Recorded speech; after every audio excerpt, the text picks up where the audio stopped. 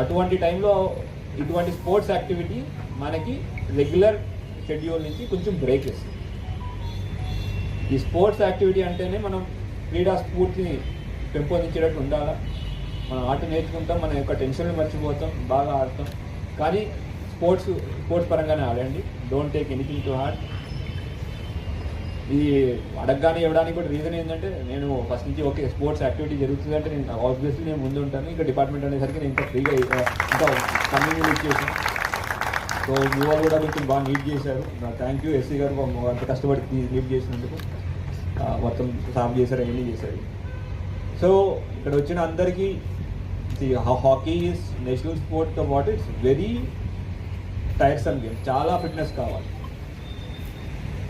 Fitness కావాలి. So ఆ fitness మీరు చూపిస్తున్నారు, ఆడుతున్నారు. కొంచెం బాడీ కాంటాక్ట్ గేమ్ కూడా హాకీ బాగానే బాడీ కాంటాక్ట్ ఉంటుంది. ఆ గేమ్ బాడీ కాంటాక్ట్లో ఆ ఆవేశంలో టచ్ కొంచెం ఆవేశంలో కొట్టుకుంటారు. I know it. హాకీలో ఎట్లా ఉంటుందో నాకు కూడా తెలుసు, మేము కూడా ఆడున్నాం హాకీ, నాకు కూడా తెలుసు. బాడీ కాంటాక్ట్ చేస్తారు, but let it be inside the ground.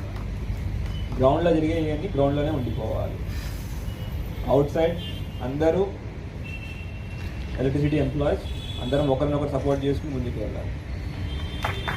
So ఈ యొక్క ఇటువంటి మంచి గేమ్స్ ఇట్లా ఆర్గనైజ్ చేస్తున్నందుకు అంటే ఎలక్ట్రిసిటీ డిపార్ట్మెంట్కి, డిస్కమ్స్కి, ట్రాన్స్పోర్ట్స్కి అందరికీ పేరుపేరున అభినందనలు చెప్తున్నాను.